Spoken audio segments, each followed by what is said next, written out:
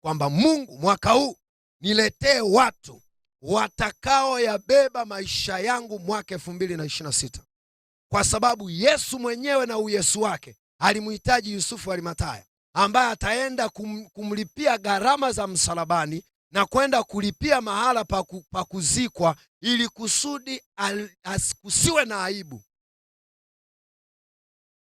Mwambie jirani yako unahitaji watu. Unahitaji watu. Wewe ulioko online mwambie jirani yako uliye naye kwamba unahitaji watu kwa ajili ya maisha yako. Ulisi wa kwanza ni watu. Kwa Mungu anapoachilia ulisi ni anaachilia watu. Kwa nini watu? Watu ndio waliobeba kila kitu unachokihitaji. Ukitaka pesa utamwona fulani.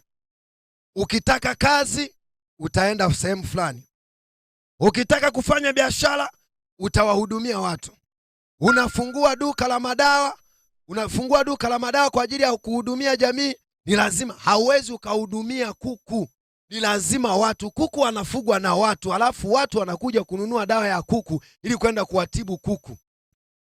Kwa nini? Kila unachokitaka hapa duniani mwaka 2026 ni unahitaji kanuni ya watu iwe juu kubwa kwenye maisha yako. Jambo la pili,